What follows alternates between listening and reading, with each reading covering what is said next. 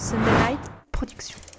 All I have for you is a word. Nage droit devant toi, nage droit devant toi. Pourquoi refuse-t-elle d'être peinte? Ça va être très difficile. I love you, Joe. Tiens, c'est marrant, on me le dit souvent. I'm deadly serious.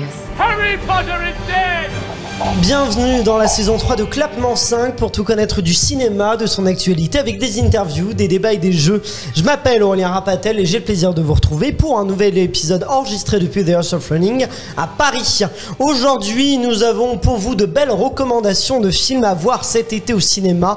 On va vous dire ce qu'il faut voir, ce qu'il ne faut surtout pas voir. Au mois de juillet, au mois d'août, vous allez avoir les films déjà sortis, les films qui vont sortir. Bref, vous saurez tout. Et en plus, on fera un petit bilan du box-office, de la santé du cinéma en cet été 2022, un an après du coup sa réouverture post-Covid.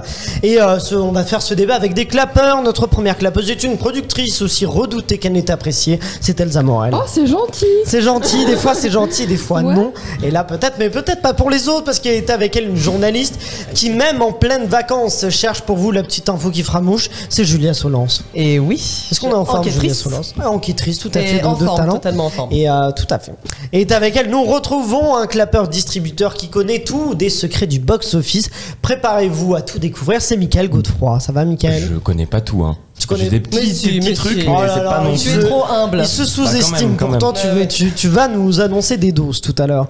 Et finalement, nous retrouvons un clapeur journaliste qui est le Laurent Delahousse du podcast, la même coupe de cheveux, c'est Sylvain Allemand. Ouais. Bah merci pour Lolo. Bah c'est un compliment quand même, ça va Laurent ça, Delahousse. franchement. Ça fait très plaisir. Il y a vraiment, pire que ça. On va attirer toutes les mamies maintenant. Exactement. Ouais, venez. Tout à fait. Bon, on va commencer Je vous cet aime, les épisode en faisant du coup, en vous donnant des recommandations. On va commencer par les films sortis au mois de juillet, puis on va faire aussi ceux sortis fin juin, tout à fait. On va commenter un peu ces films-là pour avoir une liste rapide. Nous avons donc Les Mignons 2, Thor Love and Thunder, Buzz l'éclair, La Nuit du 12, Elvis, La Petite Bande de Pierre Salvadori, Rifkin Festival, c'est le Woody Allen, Peter Van Kant, c'est le François Ozon, Decision to Live de Park Chan-wook, Asbestas de Rodrigo Sorogoyen, La Nuit de j'arrive plus à parler, Les Nuits de Mashhad de Ali Abazi, et voilà, c'est à peu près, ils y sont pas tous évidemment, mais c'est un peu des grosses sorties ou des films qui ont marqué les sorties ciné de fin juin et de juillet. Est-ce que dans cette liste-là, il y a des films que vous avez absolument adorés, que vous voudriez recommander à nos auditeurs? Sylvain?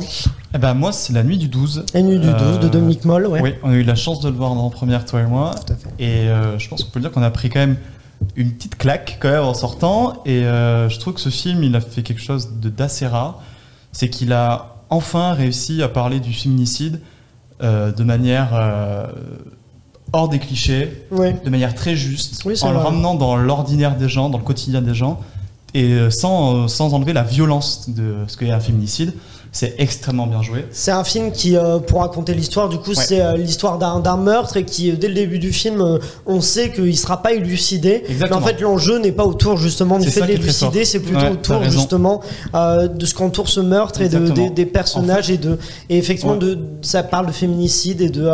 L'enjeu du film, c'est de montrer à quel point la société et du coup les hommes réussissent à détourner de l'essence de l'enquête en fait. L'essence de Ouais. l'enquête, c'est qu'une femme, une adulte de 20 ans, qui se fait brûler vive, qui est extrêmement violent, et on voit comment, de manière sans faire exprès ou en faisant exprès, d'une manière sociétale, vraiment systémique, les gens réussissent à rendre ça de moins en moins grave, petit à petit, Ouais, de c'est moins en ça. moins grave, de moins en moins grave, de moins en moins grave. À éroder. À éroder un peu, et donc on apprend évidemment que la fille de 20 ans, la fille de 20 ans, elle est fille, donc elle couche avec des garçons, et ça rend Ouais, rend- c'est ça. et on voit les policiers, oui, c'est très juste, parce que les Voir des policiers, jugements, des ouais. jugements de moraux, de valeurs C'est ça. sur la jeune fille, qui au final, on le voit. Qu'ils n'auraient pas avec des hommes. Qu'ils n'auraient pas avec des hommes. Et on le voit avec la première scène, qui contraste à la première scène, qui est d'une violence inouïe. Et que ça rappelle que le féminicide est une violence inouïe, que ça détruit des vies.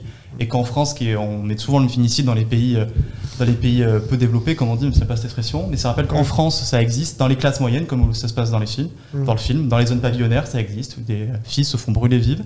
Et aussi, un autre point très positif du film, je trouve qu'il n'y a aucun cliché dans aucun strat de la société qui est exploré. Les flics sont des flics, sont juste des hommes. On voit ceux qui sont ouais. effectivement mauvais, ceux qui sont plus bons. Et qui sont juste des hommes qui essayent de faire leur taf. On voit leurs problèmes financiers, on voit que tout s'amalgame, et surtout qu'on voit qu'un féminicide, au final, c'est pas très grave. C'est très grave sur le moment, mais que le temps va éroder la gravité des faits, et que la vie des gens va prendre le dessus sur la violence. Elsa. Voilà. Mais le public, je parle très fort, le public est d'accord avec toi parce qu'effectivement les films comme ça peut être vite fait en mode de la propagande féministe, blablabla. Et tout le monde est d'accord avec toi justement sur ce fait de la justesse du film et le fait qu'ils ont été pris dans cette histoire. Et ce qui est quand même assez fort parce que souvent les gens ils ont des avis très tranchés et là ils ont été portés. Et d'ailleurs même la presse a mis des excellentes notes à ce film. Non, mais c'est un film qu'il faut voir à tout prix. Je pense qu'il est d'utilité publique vraiment d'aller le voir et moi qui suis un homme de société, je me suis posé des questions moi-même en sortant. Est-ce que en fait, sans faire exprès, est-ce que moi aussi, peut-être que j'ai tu participes à cette violence? Peut-être là, oui. Alors que je suis éduqué, je suis éveillé au problème, au féminisme et tout ça.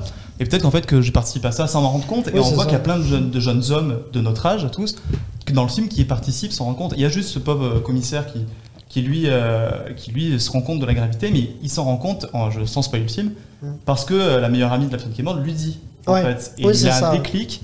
Et il y a une phrase que j'aimerais juste dire dans le film qui m'a marqué, c'est qu'en fait, il interviewe des suspects et il dit en fait le problème de cette enquête, c'est que c'est tous les hommes qui l'ont tué, en fait. Et cette phrase résume absolument bien le film et le problème du féminicide qui est d'une violence inouïe, en fait. Et ce que j'aimerais dire, c'est que c'est réalisé par un homme. Oui. Donc, ça qui est fort. Ça, c'est fort et ça fait plaisir. Ou même quand on avait vu Xavier Legrand pour Jusqu'à la garde, c'était encore une fois un homme. Comme quoi, il y a... les hommes aussi peuvent avoir une vision lucide de ça. C'est un film qui fonctionne bien au box-office, notamment grâce au bouche à oreille. Qui a une en tout cas, il fait l'unanimité. Même on le voit au niveau des notes, etc. Oui, non, mais des critiques, mais aussi des entrées. Il a fait 150 000 entrées, Mickaël. Il est même à 200 000 entrées là. À 200 000. C'est un film qui perd peu de semaine en semaine de spectateurs et qui convainc effectivement, qui fait plutôt l'unanimité. Et à raison, est-ce qu'il y a d'autres films que vous voulez recommander, que vous avez en tête? En bien ou en mal, Elsa, oui. Moi, je conseillerais Les Mignons 2. Le Mignon 2. On passe de la nuit du 12 au Mignon 2, très bien. C'est à peu près le même univers. J'ai commencé, j'ai plombé Elsa remet un peu de légèreté. C'est l'été, bonne ambiance, profitez de la clim. On va voir Les Mignons 2. Si vous avez des enfants, vous amenez Les Mignons 2. Surtout en plus que ce qui me fait plaisir avec Les Mignons 2, c'est que c'est un studio de production d'animation français c'est Hollywood qui dirige, mais c'est français, donc ça fait toujours plaisir. Je trouve que c'est une idée originale, moi, qui me fait toujours rire. Allez voir Les Mignons 2. Alors c'est pas le film non plus qui va transcender. Se sent pas. Voilà, on est à la clim, il fait. Moi j'ai juste un truc à dire sur ce film, c'est que du coup en fait ça s'appelle Les Mignons 2, mais pour moi c'était même plus un moi moche et méchant parce qu'en fait on est vachement sur le personnage de Gros quand il est enfant. Pour moi c'est quand même le point central du film, plus que les mignons en fait. Les mignons vont le récupérer, mais on voit quand même plus les mignons que Gros. Moi j'ai une petite réflexion par rapport à ça pour pas être relou, mais est-ce qu'ils sont pas en train de tirer vraiment sur la corde? Oui, c'est sûr. C'est assumé. C'est assumé, je pense. Mais après, je pense que c'est assumé. Qui étaient une franchise qui est hyper cool. Est-ce qu'ils n'ont pas le syndrome l'âge de glace? Ils ont le syndrome Hollywood en ce moment, en fait. Oui, c'est ça. Parce qu'en plus, ce qui est dommage, c'est que je trouve que les personnages, il y a des gars qui fonctionnent très bien, les personnages sont toujours aussi forts. Mais ce qui fonctionne moins, c'est l'histoire en général. Le scénario est pas particulièrement palpitant. Ce gang de méchants qu'enlève, qui récupère cet objet, puis après, à un moment, il y a des transformations en animaux. Je veux dire, c'est un peu bon. C'est dommage parce que c'est une franchise qui est hyper bien. Ah oui, bien sûr. Qui avait ramené avant de fraîcheur, c'est dommage qu'il tire à ce point-là. Le scénario est assez faible, mais c'est vrai que les mignons en fait portent un peu le film. Les mignons à eux seuls en fait font tout quoi. C'est ça, ils arrivent. C'est un gars qui fonctionne toujours très bien, qui s'essouffle pas tellement, mais c'est le scénario qui s'essouffle le plus. Faudrait juste mettre les mignons tout seuls faire des choses et ça pourrait suffire quasiment. Quasiment. Est-ce qu'il y a d'autres choses? Moi, je veux quand même dire un film de fin juin, mais parce que je l'ai adoré, donc je suis obligée de le dire. Elvis. Voilà, il faut foncer voir Elvis. Au moins faire son propre avis dessus. D'accord. Voilà, au moins se faire son propre avis. Moi, j'ai adoré. Après, je pense qu'il faut aimer aussi le cinéma de Baz Luhrmann. Un film de 2h40 quand même. Oui, 2h40. Et justement, moi, ce que je trouve fou, c'est que les 2h40, je ne les vois pas passer, quoi. Alors moi, je les ai un peu sentis. Moi, je les ai pas. Moi, je l'estime à 2h20 en ressenti. Moi, je trouve que en fait, ça passe super bien. Il y a 20 minutes en trop pour moi, mais je trouve que moi, on s'en prend plein la vue en fait du début à la fin. Je trouve que Baz Luhrmann, c'est le réalisateur donc de Gatsby, Moulin Rouge, Roméo Juliette, exactement. Australia.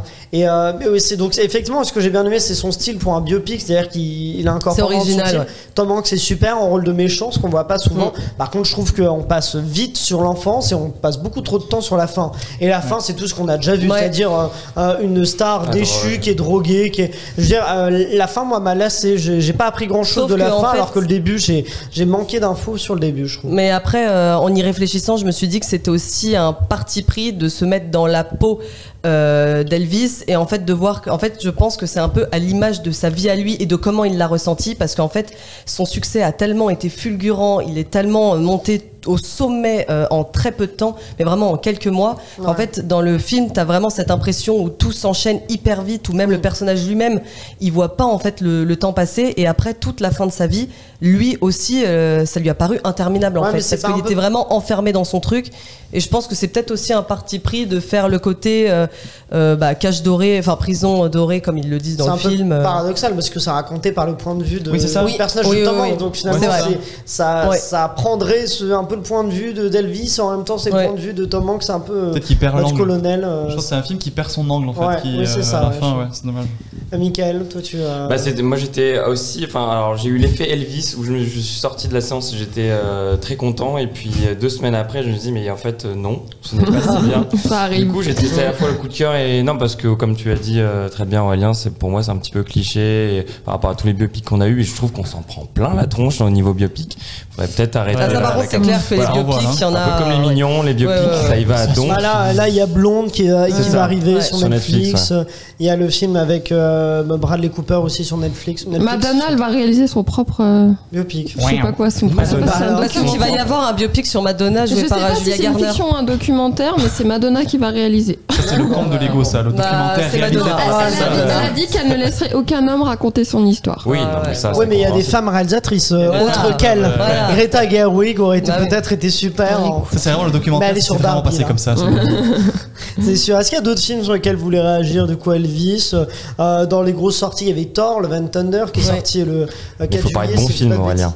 Moi, c'est plutôt mon coup de gueule aussi. Ah, c'est un coup. Alors, pourquoi vous n'avez pas aimé Thor, Love and Thunder, donc de Taika Waititi? Disons que alors c'est très bien pour juste aller voir un film l'été. Voilà, c'est coloré, déjanté. Sur le moment, voilà, on s'amuse quoi. Mais en fait, voilà, disons que c'est le point positif que je tire du film. Mais le point négatif, c'est que moi j'ai adoré Thor Ragnarok, pour dire. Donc moi je partais, donc je partais du principe que j'allais aimer. Puis j'aime le réalisateur de base, mais là en fait c'est vraiment blague sur blague sur blague, c'est-à-dire qu'en fait il n'y a pas 30 secondes qui se passent sans qu'il y ait une blague.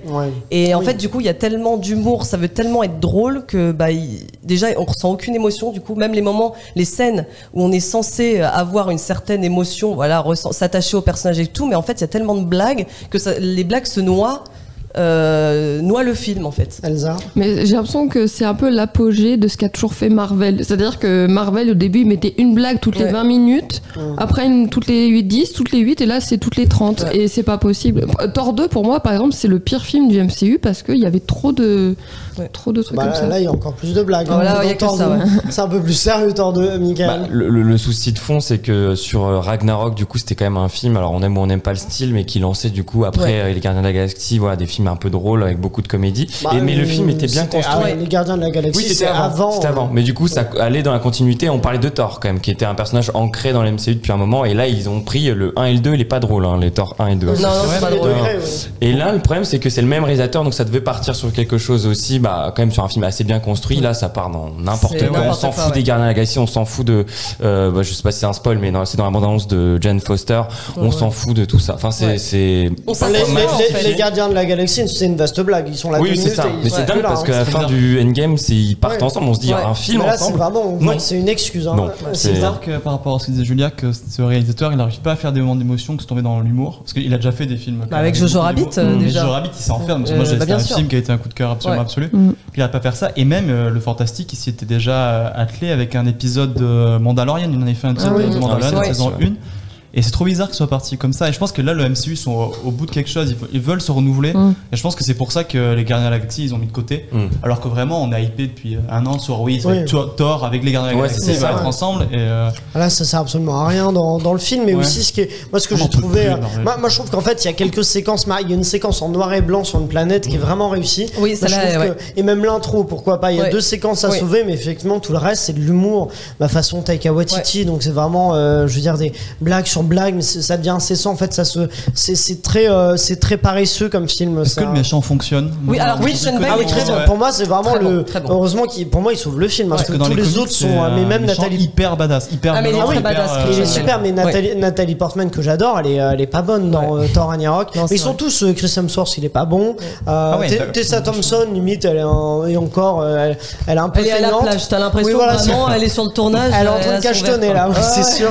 Mais j'ai l'impression que aussi, en fait, je trouve que c'est un film qui montre aussi le manque de respect des films comme ça pour le public, parce que même il y a une vidéo du coup c'est pour GQ, je crois que Taika Waititi et Tessa Thompson commentent une séquence du film, et c'est là où ils se moquent des effets spéciaux, et en fait ils prennent même pas au sérieux, ils sont d'accord en fait sur le fait que c'est raté, quoi, que les effets spéciaux sont dégueulasses.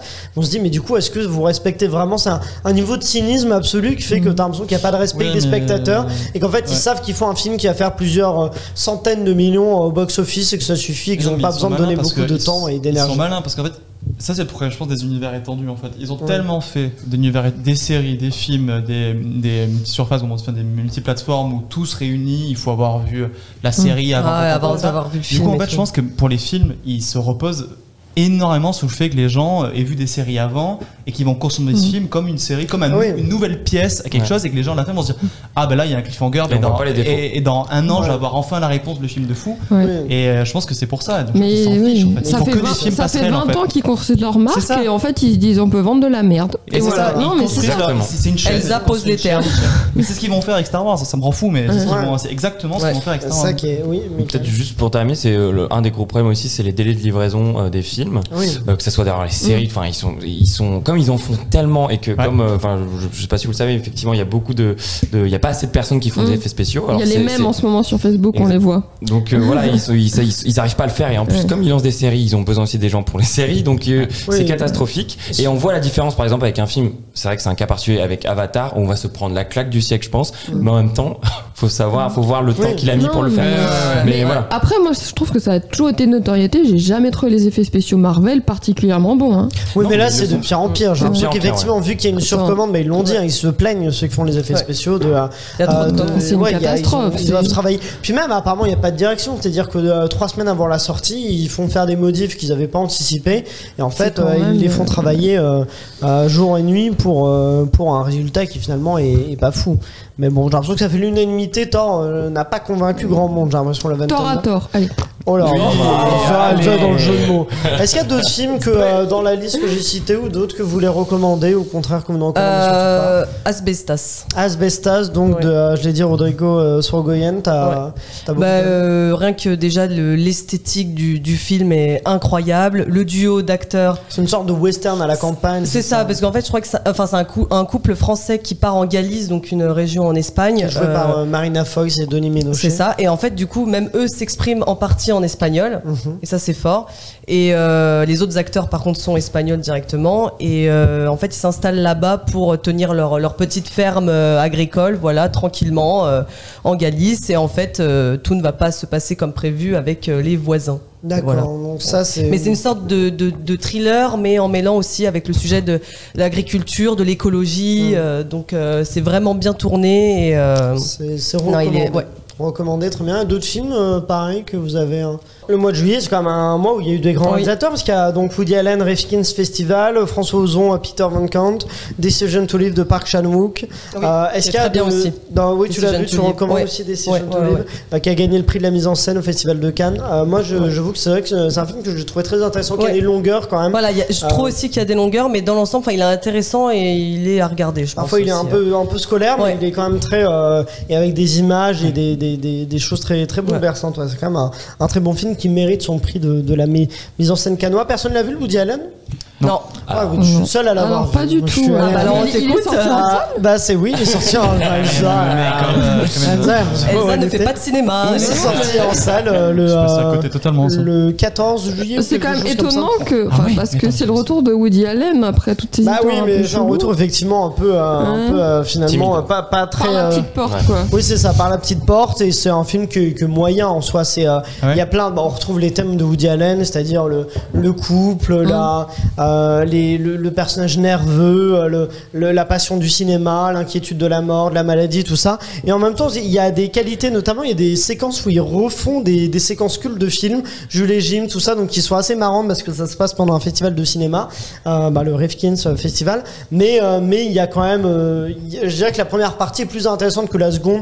La seconde, c'est plus du Woody Allen qu'on a déjà vu. Mais après, en termes d'image, c'est toujours très beau. Mais c'est vrai que chez Woody Allen, il y a quand même souvent une belle image. Donc le problème ne vient pas de là. Mais c'est vrai que ça marche pas tellement, je crois, au box-office. C'est pas un film qui cartonne.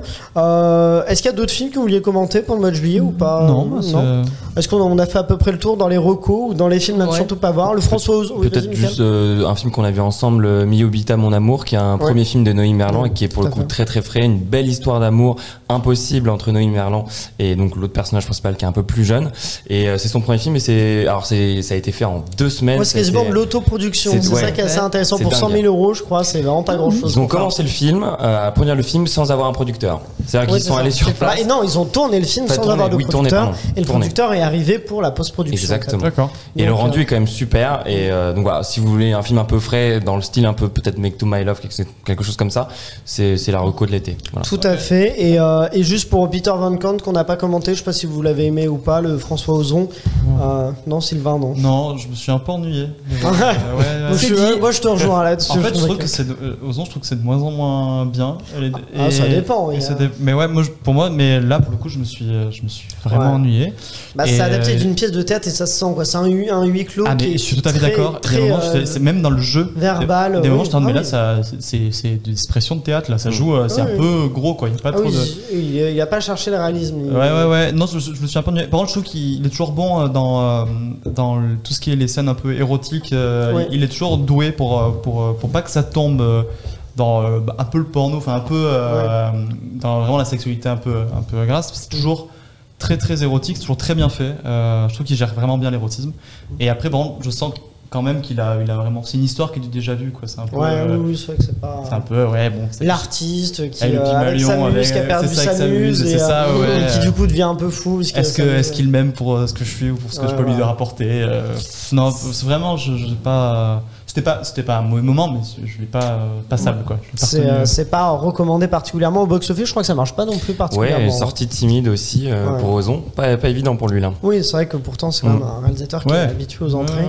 Mais là après, en même temps, il est peut-être sorti pas un bon moment en plein été. Je sais pas si c'est le. Il est sorti une semaine, où il y avait genre 20 films. Oui, c'est ça. C'est pas évident. Alors qu'en ce moment, il y a moins de choses. On s'ennuie beaucoup quand même. Je suis en train de réfléchir. Dans ce film, on s'ennuie quand même. Faut le redire. On s'ennuie quand même. Alors pas tellement recommandé. Mais je suis d'accord. Moi, il m'a pas tellement convaincu non plus.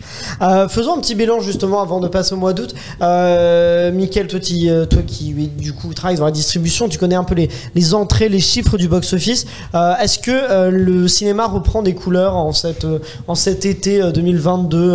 Est-ce que les entrées ont augmenté? Il y a eu un signe super positif, mais faut le dire quand c'était trop positif, enfin quand ça l'est. C'est pour le printemps, enfin la fête du cinéma plutôt. Donc c'est quand les places étaient à 3,50€ fin juin, début juillet. Et là, on était, le secteur était content parce que du coup, en 2018, on était à 2,7 millions sur cette période-là. C'est une semaine, c'est ça à peu près, c'est ça. 5 jours. Et en 2019, 3,42. Et du coup, en 2022, du coup, il a fait 3,2. Donc plus que 2018, autant que 2017, 3,2. Donc là, tout le monde était très très très content. Mais malheureusement, là sur la période d'août, les distributeurs ont globalement déserté. Oui, il n'y a pas beaucoup de films qui sortent en août, on va en parler. Et globalement, là, les entrées, on continue. Par exemple, là, Top Gun, c'était, je crois qu'on a oublié, mais c'était pas du tout au mois de juin, c'était encore le mois d'avant. Oui, c'est pour ça qu'on n'en a pas parlé, c'est pas qu'on l'a oublié. On l'a pas oublié, mais dans le sens, il est toujours là. Donc là, il y a encore plusieurs séances par jour. Ah oui, Thor, Jurassic World et donc. C'est vrai que Jurassic World aussi, ça fait très longtemps qu'il est au cinéma. Exactement. Et donc là, sur les sorties récentes, c'est des petites semaines, c'est tristouné, quoi. Ça marche pas trop. Exactement. Là, récemment sur. Et quels films qui ont justement un peu surpris par leurs résultats? Irréductible. Irréductible. C'est vrai qu'on l'a pas cité, mais qui pourtant va pas atteindre le million. Qui a pas atteint le million, mais il y a un des gros problèmes qu'on a pu voir. Je précise. Exactement. Le film un des gros problèmes qu'on a pu voir, c'est les comédies françaises où c'est globalement catastrophique. Oui, il y a eu des flops. Et c'est pour ça qu'Irréductible sort un peu de la tête. parce qu'il fait de 700 000 entrées et je peux vous assurer que sur l'année, on en est très très loin. Là, sur le top 5 français, on a du coup Le Bon Dieu, on a Maison de retraite avec 2 millions, Super Héros avec 1,8 million, encore avec 1,3 million, et ensuite Vaillante. Ouais. Et après, c'est compliqué, quoi. C'est très compliqué. Et voilà, peut-être juste pour terminer, effectivement, on n'a que 5 films à plus d'1 million d'entrées en France cette année. Il y a du Cobu aussi, président, qu'on n'a pas cité dans les. Du Cobu. Bah, qui démarre mollement. Du Cobu, oui, c'est vrai que ça, qui va faire le million aussi. Mais il y a des films aussi qui sont assez surprenants, parce que des films qui ont marché, qui ne marchent plus. Par exemple, il y a Joyeuse Retraite 2, avec Michel Larocque, qui avait fait 1 million d'entrées le premier. Non, le premier, j'avais trouvé assez réussi. Et j'ai vu le deuxième, qui effectivement n'est pas réussi pour le coup. Vu, mais il donne pas envie, le doigt. Ah, il est pas, ça fonctionne pas. Hein. Mais c'est dommage, parce que le réalisateur, Fabrice Braque, c'est un assez bon réalisateur. Et en comédie, il est très bon, il pourrait vraiment faire de belles choses assez intelligentes. Et le premier, j'avais trouvé qu'il y avait des gags notamment qui sont assez plutôt dans la veine de ce que fait Philippe Lachaud, c'est-à-dire des gags un peu visuels ou même assez donc assez sympas, qui sont moins comédie française, moins dans le verbe mais plus dans l'action. Ça marche et c'est ce qui est sympa, mais là pour le coup le 2 est un peu plus feignant. Portugal, le 2, c'est ça. Oui, c'est ça, mais c'est assez feignant, il se raconte pas grand-chose, Mickaël, Et oui, donc je voulais dire, il y a aussi Menteur qui est du coup une comédie avec Tarek Boudali, effectivement, qui est du coup enfin là pour le coup il n'y a pas toute la bande à Fifi dans le film là, mais c'est le premier échec de Tarek avec seulement 385 000 entrées en 2 semaines. Et ça fait peur parce que globalement c'est des films quand même locomotives qui fonctionnent bien sûr, qui portent le marché et elles n'existent plus ces comédies là. Rappelons que tous les films, même les gros films comme Thor justement, comme Menteur, même des films qui sont moins bons mais qui font des entrées, ça permet aussi de financer grâce au CNC des plus petits films comme Asbestas par exemple ou La Nuit du 12. Donc c'est aussi important que ces films là fonctionnent, même si la qualité est pas forcément au rendez-vous. Parlons maintenant du mois d'août, les films qui sortiront, on a donc L'Année du Requin le 3 août, des frères Bouquet-Hermas avec Marina Foïs, Jean-Pascal Zadi ou encore Cadmerade, Bullet Train avec Brad Pitt aussi le 3 août, Nope de Jordan Peele qui est le réalisateur de Get Out et de Us qui sort le 10 août, Esther 2 les origines, si vous avez vu Esther, film qui date de 2008, oui c'est ça, 2009 voilà, donc qui a quelques années. La suite arrive enfin le 17 août. Leïla et ses frères qui sort donc le 24 août, qui était à Cannes et qui était dans les films les plus appréciés du Festival de Cannes, mais qui n'a pas gagné de prix finalement, ou à la grande surprise de beaucoup. Les Volets Verts de Jean Becker avec Gérard Depardieu, Fanny Ardant, Benoît Poelvoorde. Ça sort le 24 août. Le 24 août aussi, il y a 3 millions à t'attendre de George Miller, qui est le réalisateur des Mad Max. On a aussi Rumba la vie de Franck Dubosc, Les 5 Diables de Léa Misus avec Adèle Exarchopoulos. On a donc aussi Everything Everywhere All at Once, qui est un film dont on a beaucoup entendu parler, qui n'était pas forcément censé sortir en salle, mais en fait que le public a porté en salle, j'ai l'impression. Ou encore 31 août aussi, avec Amour et acharnement de Claire Denis, avec Juliette Binoche et Vincent Lindon, je crois que c'était au Festival de Cannes. Est-ce qu'il y a des films là-dedans que vous avez très envie de voir, que vous recommandez particulièrement, Sylvain? Moi c'est Nope. Jordan Peele. Jordan Peele, je ne vais pas être très original, mais j'ai beaucoup aimé Get Out. J'ai beaucoup moins aimé Us. Et du coup, je l'attends un peu au tournant.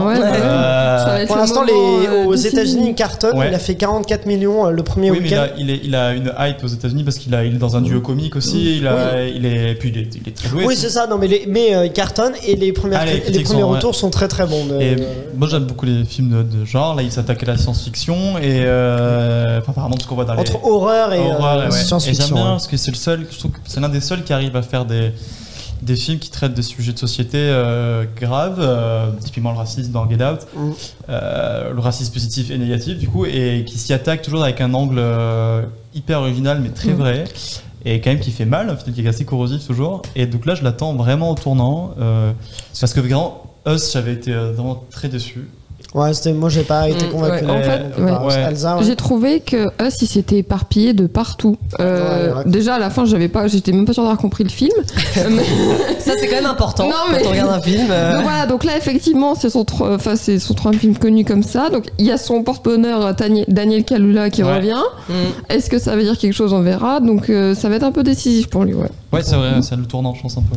Vous avez envie de le voir, vous, sinon aussi, je crois que c'est une des plus grosses sorties, honnêtement. Moi, c'est vrai que du mois d'août, je pense que c'est le film que j'attends le plus du mois d'août. Dans ceux-là, il y a aussi le George Miller que j'attends. J'ai quand même très hâte de voir Everything Everywhere All at Once. Ça fait depuis des mois. En le disant plus lentement, c'est plus simple. Everything Everywhere. Et je l'ai vu toute l'année. Là, je voyais ça me saoule parce qu'il n'est pas sorti au cinéma, mais je voyais sur internet Jamie Lee Curtis comme vous l'avez jamais vu. Super. Et ça fait hyper plaisir de retrouver Jamie Lee Curtis. On l'adore. Mais l'actrice principale, c'est Michelle Yeoh, quand même, citons-la, parce que c'est quand même. Mais alors oui, justement, c'est vrai que excellente actrice en plus. Donc j'ai hâte de voir ça. Ça a l'air intéressant et innovant. Mais c'est ça, ce qui est assez fou, c'est que c'est vraiment un film qui j'ai l'impression qui est sorti en France, mais parce qu'il a été demandé, qui avait pas forcément de distributeur. Je sais pas si Mickaël, toi, t'as des infos sur les distributions de ce film. Alors pas tant que ça, mais effectivement, comme tu il a distribué avec son argent de poche. Non, mais il y en a beaucoup. Non, mais il y a beaucoup d'exemples effectivement de projets de films qui changent, qui sont repris ou pas repris. Voilà, l'exemple le plus connu, c'est Sonic, où effectivement ils ont changé, ils ont du coup mis 1 an de plus pour rechanger tout le visuel. Et effectivement, il y a des films qui sont parfois sauvés, parfois il y en a qui peuvent pas. The Green Knight, je sais qu'en France on le voulait. Et il est arrivé sur Amazon. Et voilà, il est arrivé sur Amazon. Donc bon, les gens étaient déçus, ils voulaient le voir sur grand écran. Donc ça marche de temps en temps. Je pense que ça aurait changé la vision du film. Non. Surtout ce film. Moi, je trouve. Ah oui, moi je l'ai vu. C'est pas un film de l'été, on va pas rentrer dans les détails. Il y a d'autres films qui attirent votre attention sur cette liste. Vas-y, Julia. Bullet Train. D'accord, avec Brad Pitt.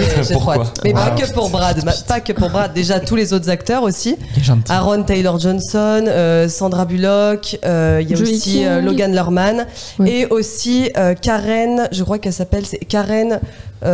Kurosawa, je crois que c'est ça son nom de famille. Je le prononce mal, je crois. Mais parce que c'est une actrice qui joue dans The Boys et je sais qu'il y a beaucoup de gens qui sont fans de la série The Boys sur Prime. Sur Prime, donc Amazon, oui. Oui, c'est vrai que. Mais moi, je joue les acteurs, mais aussi pour son réalisateur, pour David Leitch, qui quand même à la base était cascadeur et qui était le cascadeur de Brad Pitt, par exemple dans Fight Club notamment. Et apparemment, il a déjà dit dans une interview qu'il avait vraiment écrit le rôle de Brad Pitt pour lui. C'était uniquement pour lui. Il pensait le personnage par cet acteur. Et donc, je pense que le film peut vraiment bien fonctionner parce que Brad Pitt peut faire du bon.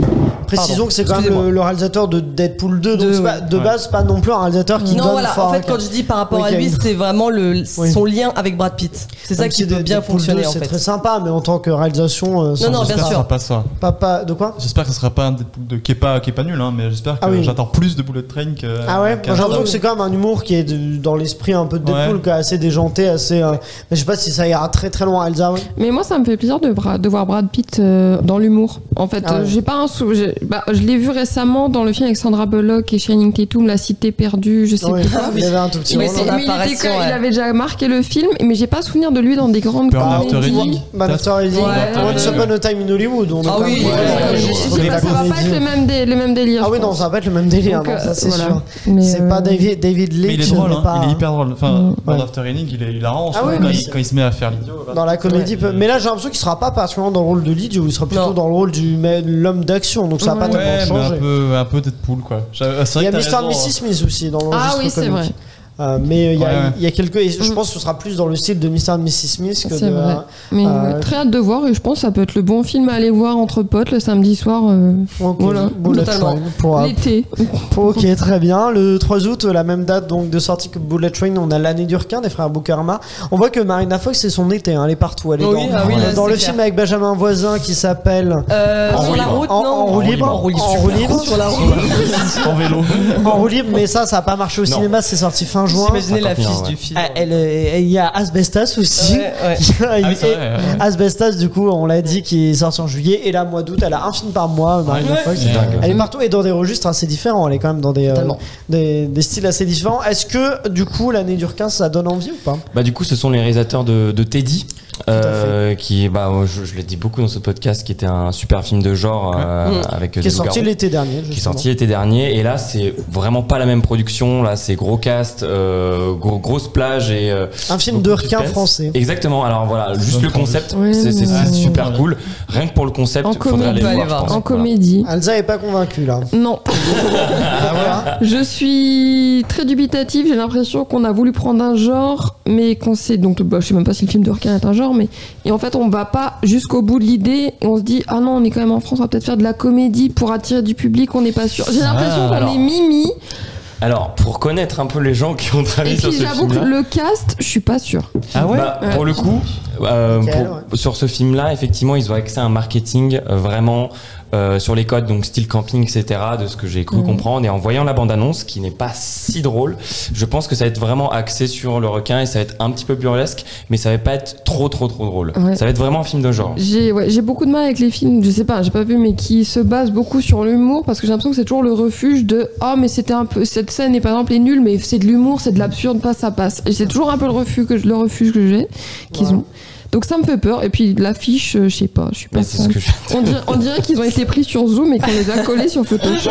Non mais faut quand même dire ce qu'il y a. Elle est pas folle. Ça critique l'affiche. Est-ce qu'il y a du coup vous êtes Sylvain, toi t'es plutôt convaincu par l'année du requin, ça te donne envie d'aller le voir. Oui, mais en fait moi Marina Foïs en comédie en mode Robin des Bois, ça me fait rire, j'achète. En fait. Je sais pas si c'est ce style-là pour le coup. Non mais j'aime bien la voir dans la bande-annonce, j'aime bien la voir dans des personnages qu'elle faisait parfois dans le Robin des Bois et ça s'en rapproche un peu et je trouve qu'elle me fait beaucoup rire quand elle joue ces personnages-là, ça marche à chaque fois. Et plutôt convaincu par l'année du requin. Ouais, après. Puis même rien que par curiosité aussi, en fait. Oui, voilà. Curiosité, je pense que ça fonctionne. Ça se trouve, je vais être surprise, je n'attends que ça. Est-ce qu'il y a d'autres films, du coup, en ce mois d'août? On l'a dit, Esther 2, les origines. Justement, j'allais dire. Je suis pas fan des films d'horreur, moi, j'aime pas trop, mais je pense que. T'avais vu le premier? Oui, je l'avais vu. Et ce que je trouve intéressant, c'est que là, du coup, l'actrice qui est toujours la même, a 25 ans. Et là, en fait, ce qui peut être intéressant, c'est le fait de jouer encore cet enfant, mais dans le corps d'une adulte vraiment, parce qu'en fait, quand le premier est sorti, elle était ado. Oui, tout à fait. Donc là, je pense que ça peut être encore plus flippant. Le fait que ce soit vraiment une adulte dans le corps d'un enfant. Mais ce qui est marrant, c'est que c'est un film qui sort aux États-Unis en VOD et sur Paramount+, mais il sort pas au cinéma. Mais du coup, je sais pas ce que ça raconte du film. Est-ce que c'est pas très encourageant c'est vrai que des fois, c'est pas bon signe. En France, ils se sont dit c'est un film de genre, ça peut faire des entrées faciles. Alors qu'aux États-Unis, c'est peut-être pas un très bon signe sur la qualité du film. Mais effectivement, le premier avec Vera Farmiga était assez réussi. Moi, j'avais bien aimé. Je vais pas le voir, ça, c'est sûr. À toi, non. C'est celui que je recommanderais pas. Ah, c'est ton. Toi, c'est en. Parce qu'il fait le schéma classique du 2 des films d'horreur. Voilà, c'est les origines. C'est le préquel. Par hasard, c'est les origines dans le numéro 2, c'est déjà vu. Après, des fois, c'est réussi. Le 1 était bien, mais c'est pas non plus. Je trouve que c'est des films qui sont devenus, qui ont une aura autour d'eux que je comprends pas trop. Esther, je trouve que ça a été un matraquage un peu marketing, en mode il faut aller le voir. Petite fille qui fait peur et tout ça, il faut aller le voir. Au final, c'est un peu des soufflets là qui retombent pas sur ces films. Et vraiment faire une origine sur déjà un film d'horreur, donc moi je m'en fous de ce film d'horreur, alors que j'aime bien ça. Et le 1, je m'en fous, il m'a pas laissé un souvenir impérissable. Et faire une origin story sur un film, déjà, je m'en fous.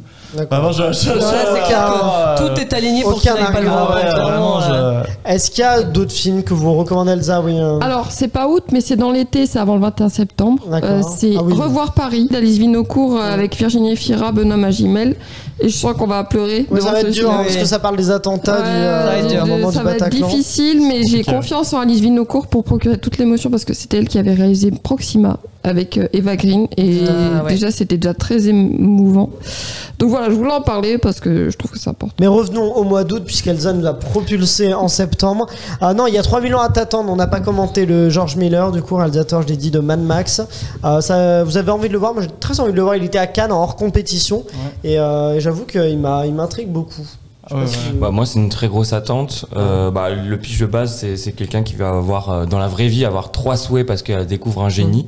Et si vous n'avez pas vu l'abondance, je l'invite à la voir. C'est complètement barré, ça va dans tous les sens, c'est super beau aussi. C'est une belle production. Voilà, c'est pas tort. Voilà, c'est une belle prod. Et c'est George Miller, comme tu as dit, qui a fait le dernier Mad Max. Qui a fait tous les Mad Max. Mais juste George Miller, ça suffit à me faire aller. George Miller, c'est un argument. Mais surtout pour avoir des expériences de cinéma, des expériences. Je suis d'accord. C'est un... Juste George Miller. George Miller nous convainc. Prenez mon argent. Allons voir. Non, et les retours de Cannes sont assez bons aussi, je crois. Donc c'est ce qui convainc. Est-ce qu'il y a d'autres films dont vous vouliez parler? Est-ce qu'on a fait à peu près le tour pour cet été, Elsa? J'ai le droit de dire un coup de gueule ou pas? Oui, vas-y. Arthur Malédiction. Alors là, Elsa, elle prend le temporel, elle est remontée au mois de juin. D'accord, très bien. Donc on est en juin. Elsa, alors. Oui, il est sorti en juin. Oui. Alors Elsa, du coup, Arthur Malédiction. Mais non, mais je sais pas, j'ai l'impression que c'est le dernier effort de Luc Besson pour essayer de sauver son studio. Ouais, c'est mort là. Mais en plus, au début, en voyant la bande-annonce, je n'avais pas compris que c'était Luc Besson qui était derrière ce projet. Je me suis dit, tiens, quelqu'un fait un truc autour d'Arthur et Minimoys. Bichette, il s'est quand même pris plein la gueule sur. Ah là, c'est un film qui a pris cher. Ouais. Moi, je l'ai vu du coup parce que je voulais quand même me faire mon idée. Puis j'ai grandi avec Arthur et les Minimoys. Bon, alors je suis pas du tout aussi fan que le personnage principal. Je pense que personne au monde n'est aussi fan parce que le personnage principal, il est complètement. C'est vraiment, t'as le droit à tous les goodies Arthur et les Minimoys. Vraiment, j'ai jamais vu ça. Et après, c'est vrai que ça va nulle part. C'est un film qui a quand même 1,1 quoi. Les seuls pour lesquels je peux avoir un peu d'aspect, c'est le casting parce que je me dis quand même les pauvres quoi. Mais il y a la fille de Luc Besson. Oui, bon, écoute, ça n'empêche pas, elle peut être actrice, mais bon, voilà, effectivement, le scénario ça va pas, la réal, à part quelques idées, ça va pas très loin non plus. C'est vrai que c'est pas un très bon film. Il a été critiqué, mais pour le coup, a raison.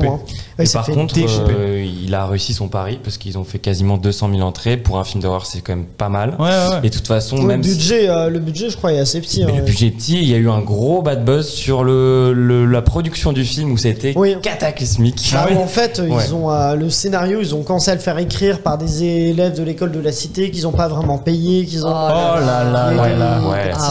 des retours de beaucoup d'élèves effectivement qui ont été un peu donc effectivement c'est pas un film forcément recommandable. Recommandable, un film un peu compliqué. Bon. Est-ce que d'autres recommandations ou pas? Bah là, Elsa était plutôt dans vos recommandations. J'arrête moi. Il est sorti le 29 juin. Oui, je viens de regarder. Oui, j'ai eu tort. Oui. Non, Thor, du coup, il est sorti le 4.